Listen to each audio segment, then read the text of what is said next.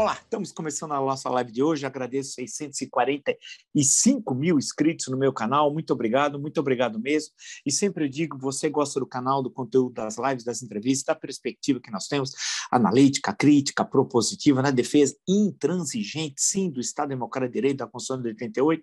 Indique o canal a uma amiga, é muito fácil, canal no YouTube, Marco Antônio Villa, diga para ativar as notificações, que é aquele sininho, coloque like no que vocês gostarem, utilize como vocês muito bem fazem, parte de baixo aí dos comentários, né?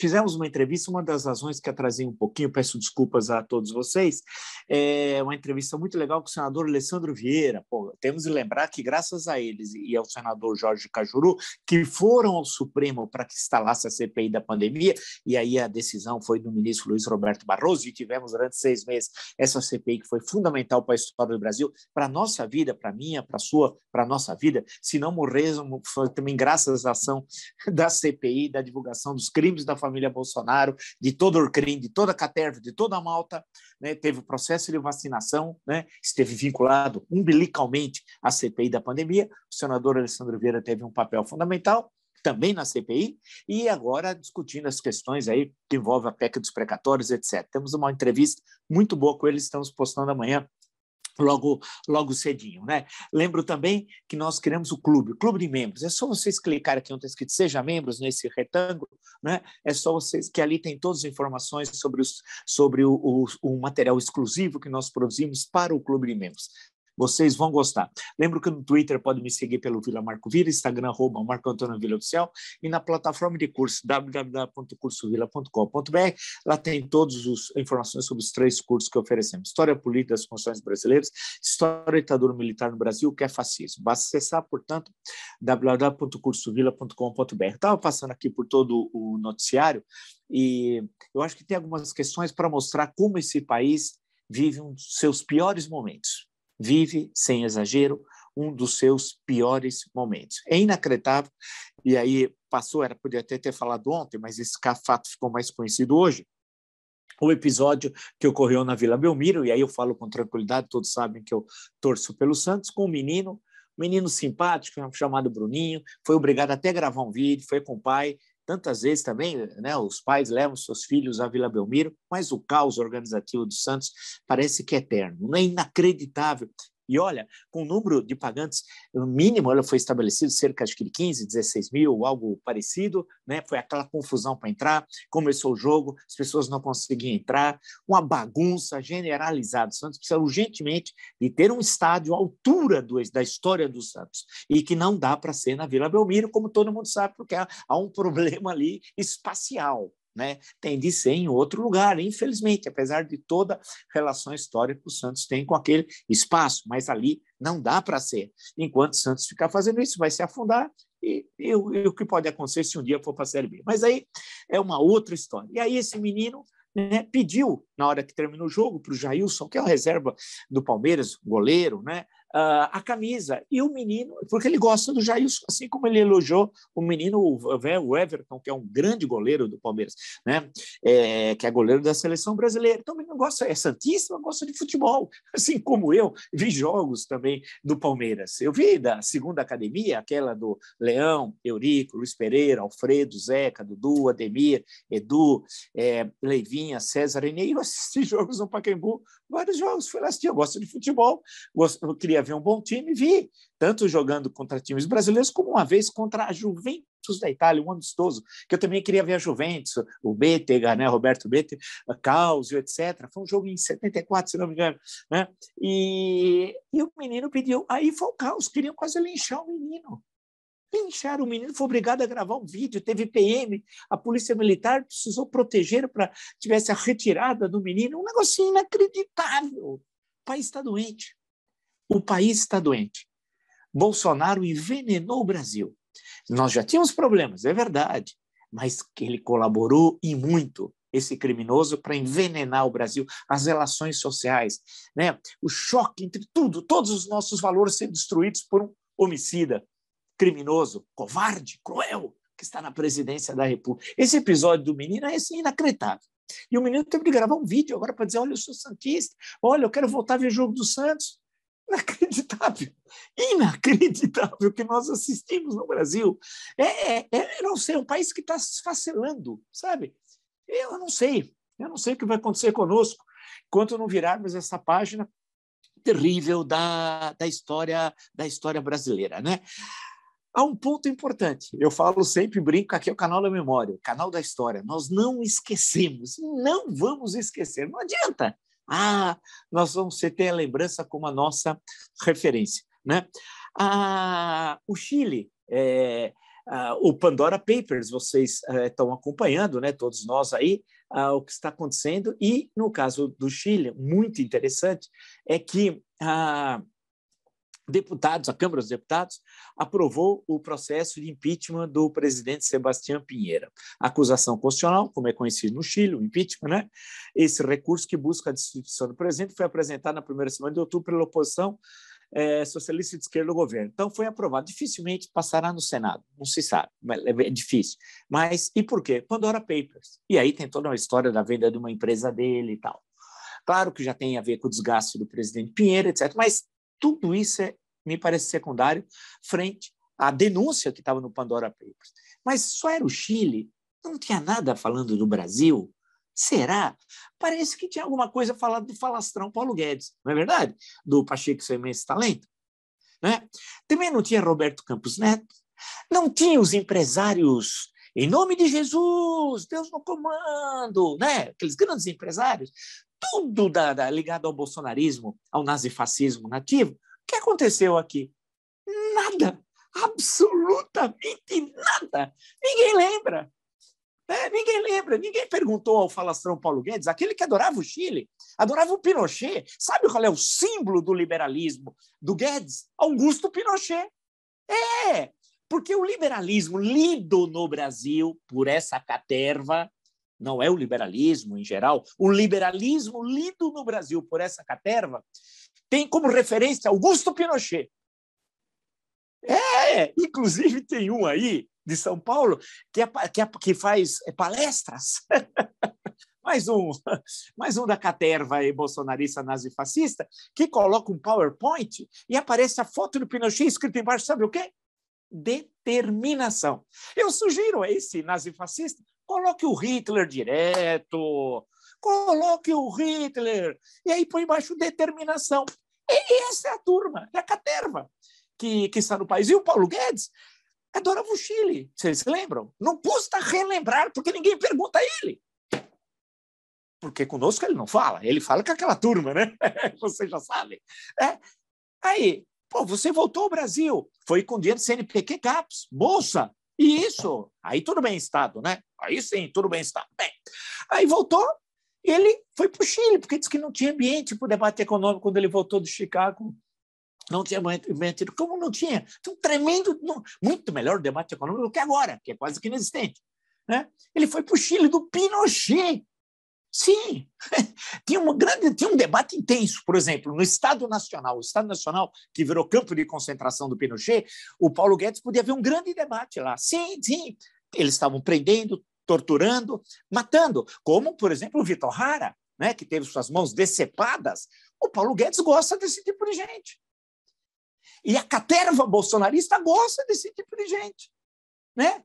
E eu pergunto, o Pandora Papers abriu um processo, a Câmara autorizou. No Chile e no Brasil? Nada. Nem um pio. Ninguém mais fala. E os empresários nazifascistas estão discutindo. Eles criam sempre grupos, associações, não sei o quê, e estão discutindo a reforma administrativa, reforma tributária, os privilégios fiscais que eles têm, eles não discutem. 350 bi o governo não recebe por ano. 350 bi. Em 2 anos você acabava com todos os problemas de déficit no Brasil. Né? Resolvia tudo. Né? 350 bi. Mas aí todos os empresários eles vêm e ninguém pergunta. Chamo o empresário assim, eu estou me referindo sempre a um grupo numericamente muito pequeno, tá? Não estou generalizando. Chamo o cara e falo, mas espera um pouquinho. E aí? Como é que fica? Você tem dinheiro lá no paraíso fiscal, nas Ilhas Virgens Britânicas? Com que cara de pau você vai dizer que eu tenho o nosso país? Porque o nosso país não é o mesmo dos empresários nazifascistas bolsonaristas. É outro Brasil deles. Aqui eles olham o Brasil como uma colônia para ser explorado. Eles são uma espécie, naquela relação do sistema colonial, uma metrópole. E nós, povo brasileiro, a colônia. Então, nós servimos para ser explorados por esses empresários nazifascistas bolsonaristas e levam dinheiro para fora. É isso, funciona dessa forma. Vai para as Ilhas Virgens Britânicas, vai para qualquer paraíso que eles levam embora o dinheiro, pode ser para Caimã, por aí que seja. E ainda tem a cara de pau de querer discutir para onde vai o nosso país, que não é o deles. Isso é importante. O país dessa caterva é outro. Eles, inclusive, ideologicamente, eles não estão nem aí conosco. Eu vi um bobalhão falar hoje aqui, fico passando diagonal em tudo. Um amigo meu diz, quando se fala em projeto nacional, não quero nem ouvir isso. Claro, são traidores, vocês não são brasileiros. Vocês não são brasileiros. A noção de Brasil, quando o Brasil, foi, não é, poderá ser, mas deixou de ser.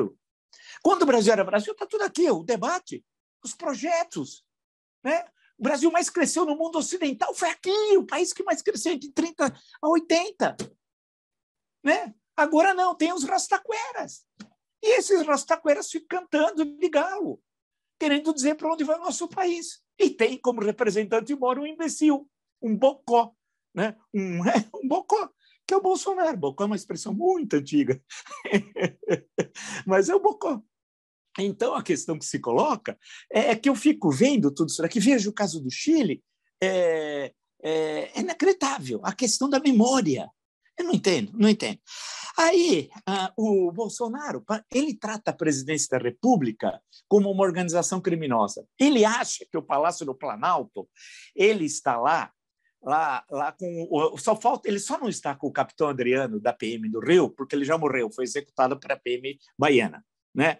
Mas ele acha que está lá, ali no Rio das Pedras. Ele acha que o Palácio do Planalto saiu lá de Brasília, voou, parece aquele terreno daquele banco que não é banco, dos bolsonaristas, lá da CPI da pandemia, lembra do terreno?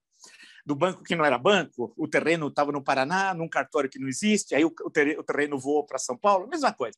O Palácio do Planalto voou para Rio das Pedras. O chefe de gabinete poderia ser o capitão Adriano. Pena, né, Bolsonaro, que ele morreu, ele era sócio, Bolsonaro era sócio do capitão Adriano. Ele age no Palácio do Planalto como se a presidência da República fosse uma organização criminosa. E tem os asseclas.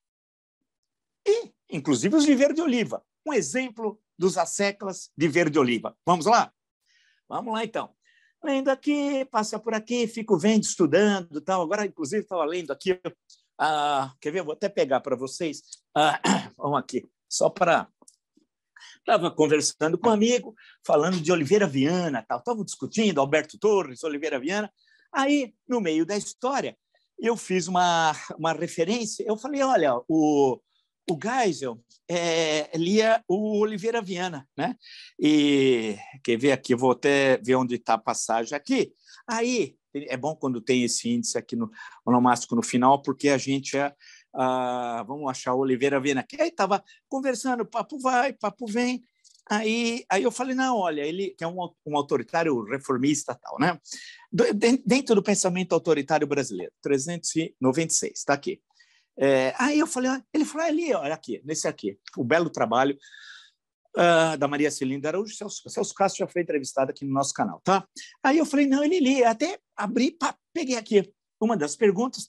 O senhor leu Oliveira Viana e Alberto Torres? Alberto Torres precede Oliveira Viana. Alberto Torres foi deputado, foi governador do Rio de Janeiro, ministro da Justiça e ministro do Supremo Tribunal Federal. Escreveu a Organização Nacional e o Problema Nacional Brasileiro. Foi muito influente, morreu em 1917, por ali, mas influenciou muita geração de 30, no Clube de 3 de Outubro, que cria até uma sociedade de amigos de Alberto Torres, tem até um belo livro, Presença de Alberto Torres, do Barbosa Lima Sobrinho. Bem, só fazendo uma apresentação muito sumária, né, da figura do Alberto Torres, que ninguém fala hoje, mas é importantíssimo. Bem, aí, e o Oliveira Viana bebeu, né, ideologicamente no Alberto Torres. Eu falei, olha, o Geisel... porque o pensamento do Geisel, aquela ideia do autoritarismo reformista, está muito presente no quinquênio Geisel. Aí fui lá, a pergunta que eles fizeram, os organizadores, o senhor leu Oliveira Viana e Alberto Torres? Ele fala, li e muito. li e muito tal. Oliveira Viana e alguma coisa do Alberto Torres. Pouco à frente ele diz o seguinte: sob esse ponto de vista, Oliveira Viana talvez é uma das melhores figuras, né? Eu vou repetir um pouco antes. O que eu trago em mim, de um lado, vem evidentemente das minhas observações, dos dados da minha vida, da minha experiência profissional, mas sofro muito a influência natural dos livros que li. Muitos eu descartei, mas de outros incorporei certas ideias, certos princípios, certas análises. Sob esse ponto de vista, Oliveira Viana é talvez uma das melhores figuras. Bem, isso aqui é chave para entender o quinquênio Geisel e a perspectiva de um grupo de militares. Bem, está aqui, ele lia, quase igual o capitão terrorista. Ele lia Oliveira Viana, que foi, na minha leitura, o mais importante desses intérpretes do Brasil do século XX, porque influenciou as políticas de Estado, tanto do varguismo como do governo militar. E aí, claro, que o pensamento aqui, tem alguns livros do Oliveira, um deles, certamente, provavelmente, o Geisel não cita os livros especificamente, mas presumo que seja o Idealismo da Constituição, que eu acho que ali tem uma série de ideias que o Geisel pescou, né, para o seu quinquênio, né, do papel do Estado, etc, etc, etc. Não vou agora listar tudo isso e perder o fio da meada. Mas por que eu estou discutindo? Esse exército eu conheço. Foi o exército que eu estudei, que eu li. O Frank McKenna é muito bom ali, pena que o livro dele para em 1937, né, sobre a história do exército brasileiro. Esse eu conheço, li tudo, li uma parte, inclusive, dos arquivos pessoais do Goberto e do Geisel. Um dia eu conto depois essa história, e etc, etc, etc. Esse eu entendo. Entendo o Juarez Távora, que eu tenho aqui, e por aí vai. Eu não entendo o exército atual, sinceramente eu não entendo. Aquele pessoal que está no Palácio do Planalto não tem nada a ver com isso, que eu acabei de ler para vocês. Tem a ver com isso. Exemplo, Exército mudou o status de Bolsonaro para permitir que filha em colégio militar. Status militar do presidente da República foi alterado de capitão reformado para capitão da reserva. Processo sob matrícula de Laura Bolsonaro foi colocado sob sigilo, porque tudo nesse governo é sigilo. Então, a menina, ela não passou por um processo de seleção como todos os outros. Entrou pela janela, pelas ventanas, né? Por quê? Só que o status do registro do Bolsonaro é capitão reformado. Ele não é capitão da reserva, ele é capitão reformado. Eles alteraram, falsificaram o registro do Bolsonaro de capitão reformado para capitão da reserva, para permitir que a menina pudesse entrar no colégio sem passar por um exame de seleção. Caramba! Caramba, que é isso? Quer dizer, o Exército, como instituição, é conivente, porque isso aqui passou pelo comandante do Exército. Isso aqui não é feito assim, ó. Não, passou em instâncias superiores. É conivente com terrorista. E fazendo isso daqui é falsidade ideológica, ou mais até, né? Bem, vocês aí, especialistas em direito, operadores do direito, poderão explicar nos comentários no que configura isso daqui, porque, evidentemente, houve uma falsificação, porque está lá no documento, eles alteraram. Né? É inacreditável. E fica elas por elas. Ninguém fala nada. O terrorista, o Exército muda o status do terrorista para garantir que a filha curse um colégio que ela não poderia cursar, a não ser fazendo o exame de seleção. Mas esse é o Exército atual. O que eu conheço, o que eu estudei, e vocês sabem que eu tenho um olhar crítico sobre o período da ditadura militar, leia um livro que o pessoal não lê. Né? Leia Ditadura Brasileira, a democracia golpeada à esquerda e à direita, e vocês verão.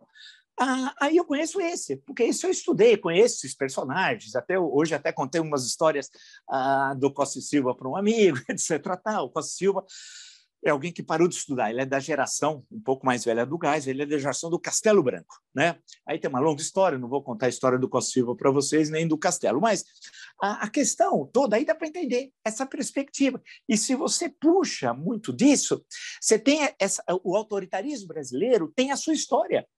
Tem a sua história, e aí está muito marcado pelo positivismo. Né? Apesar que tem críticas duras do Alberto Torres ao positivismo da República, no idealismo da Constituição, né? Mas aí eu estou lendo pelo outro lado, que é uma conjunção de duas visões de mundo, que é o castilismo gaúcho. Júlio de Castilhos, né? A grande figura, morre muito jovem, para quem já passou, quem morreu, quem vive uma idade muito superando com que ele morreu, né? Porque depende, se alguém tem 20 anos, fala alguém que morreu com 40, 41, pô, você fala que é jovem, mas quando você já está com mais de 60, você acha que quem morreu na faixa dos 40 é jovem. Eu lembro isso do Raul Pompei, que morreu aos 32 anos. A primeira vez que eu li, muitos anos atrás, devia ter uns 15, 16 anos, quando eu li sobre a morte dele no Natal de 1825, alguém falou, ele morreu jovem, tem 32 anos. Eu falei, pô, 32 anos, o cara morreu velho. Agora, uma vez eu dando aula, aos 50, aí falei assim, pô, Raul Pompeia morreu muito jovem. Aí o rapaz perguntou, com que idade? Eu falei, 32 anos. Ele falou, pô, jovem não é. Então, depende de onde você está, né? Mas, quando eu pego aqui, conheço isso eu conheço. Agora, isso daqui, de falsificar, pô, falsificou o status militar dentro e fica elas por elas. Ninguém fala nada, o criminoso continua circulando por aí, na boa. Então, ele transformou a presidência da República numa organização criminosa, numa Orcrim, dentro do Palácio do Planalto. E o que é mais estranho é que você tem a Constituição, essa aqui que eu mostro todo dia, que ele nunca leu, porque ele é preguiçoso, é mandrião, e agora eu defino como mandrião radioativo, né? Vide a reunião do G20, ele saiu de Chernobyl, do reator, quando explodiu, veio direto para Roma, ninguém se aproximava dele, do mandrião radioativo. Bem, ele nunca leu a Constituição. Nunca leu. Mas não é só ele que nunca leu. É bom lembrar também que os parlamentares não leram da Câmara dos Deputados. O Arthur Lira. A que ponto baixo nós chegamos? Tem Arthur Lira. Quem é Arthur Lira? Ele é condenado em segunda instância. Como é que ele é presidente da Câmara? Ou uma pergunta anterior que você pode fazer. Como é que ele se candidatou?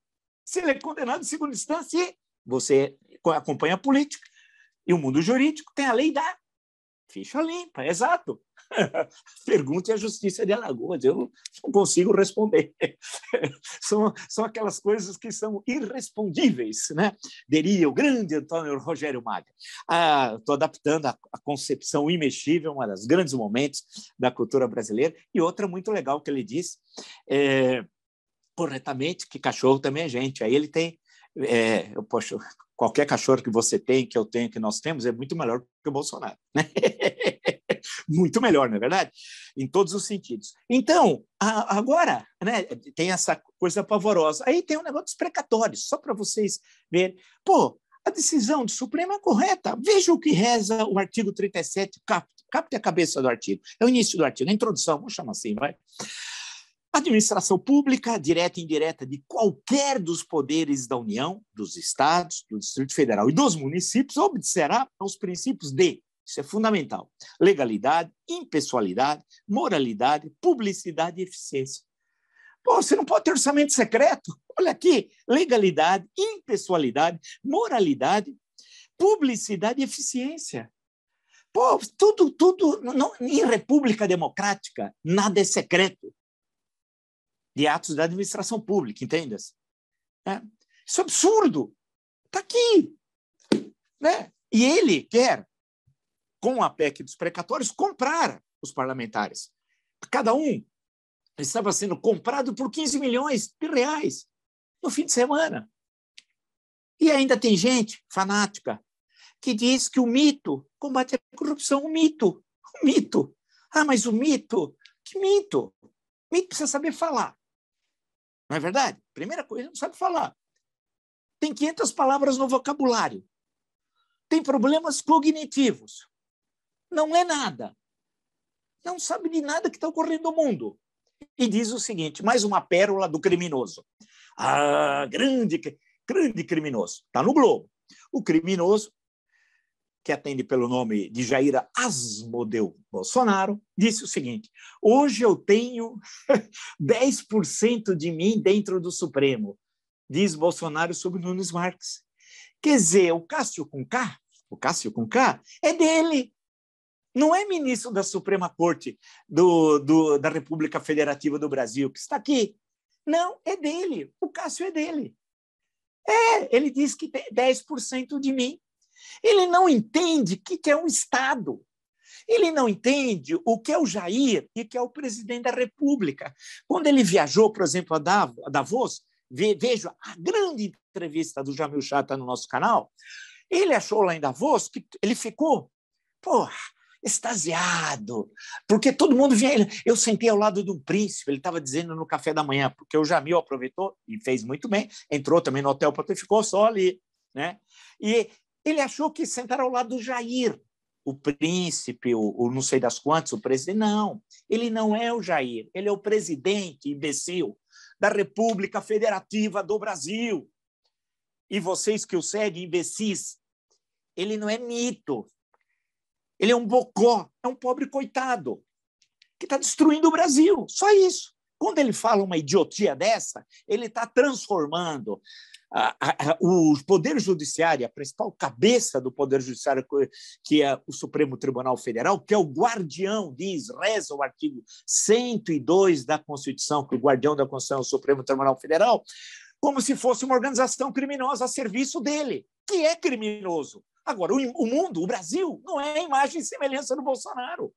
Essa questão é chave. O Brasil não é a imagem e semelhança do Bolsonaro. Graças a Deus, em nome de Jesus, Deus no comando, né? Diria o Mala, o pastor Mala, grande Mala. Estou com saudade do Mala, preciso ver o Mala falando um pouquinho, né? Dissertando um pouco sobre os impostos que ele deve. Mala, precisa pagar, hein? Pega mal. Mas vamos lá. Hoje eu tenho 10% de mim dentro do Supremo. Pô, quando eu vi isso daqui, eu falei, meu Deus do céu, não é possível. E agora ele quer, com o André Mendonça, ter 20%. Quer ter 20%. Ele não entendeu o que é a estrutura de Estado, do Estado brasileiro, o que é Estado. Ele não sabe. Mas a malta que está lá no Palácio do Planalto, verde oliva, também não sabe. Porque eles não estudaram. E estão lá por dinheiro. Por muito dinheiro, porque muitos são conselheiros de estatais, bancos, e estão lá pelos privilégios, pelas diárias, que não pagam imposto de renda, sabe? Pelas diárias, pelas viagens internacionais, pela sensação de poder. Agora, a guerra que é bom, eles não querem. Eu queria pegar toda essa malta de militares e enfiar lá numa guerra civil da África. Tem várias, deve ter umas 15 agora. Agora tem lá na Etiópia, vocês estão acompanhando.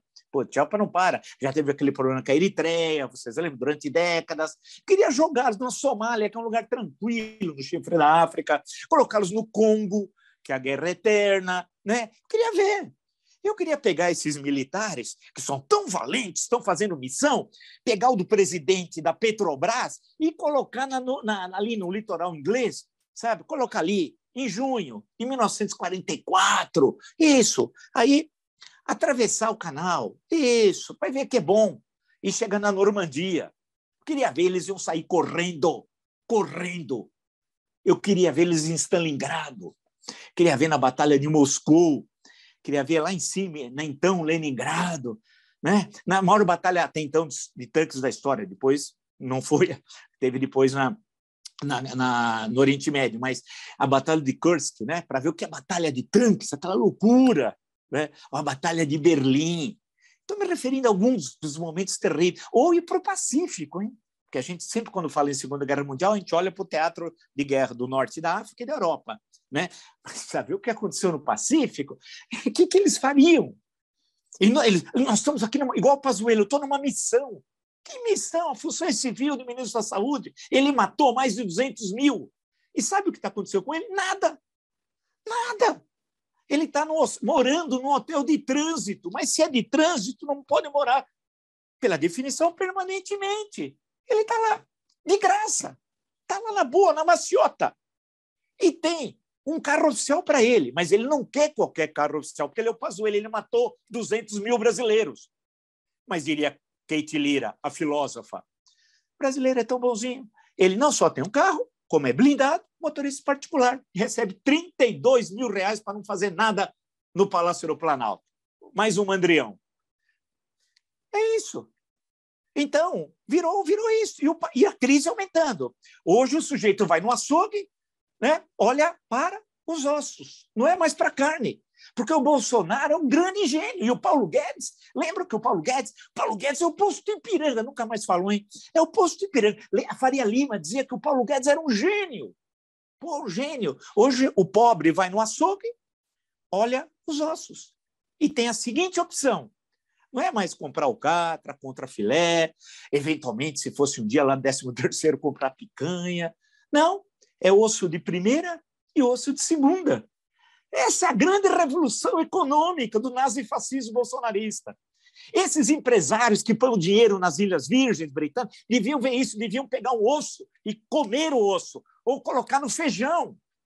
Toda essa turma, essa caterva, alguns inclusive me enchem a paciência com o processo, mas eu me defendo, porque eu tenho nojo deles, eu não tenho medo, tenho nojo. Desculpe, viu? Não é educado dizer isso, eu não tenho medo dessa caterva, né? Toda, de garfo, eu tenho nojo desse pessoal. Né? E eu sei que a página da história nós vamos virar, mas com eles na cadeia.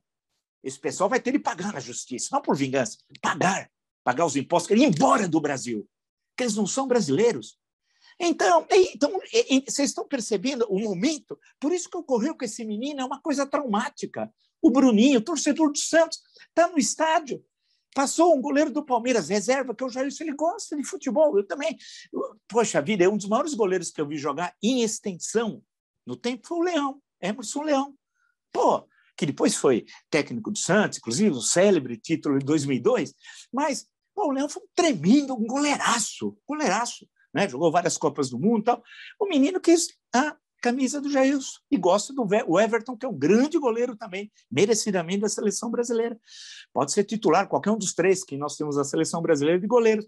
O menino quase foi linchado, junto com o pai.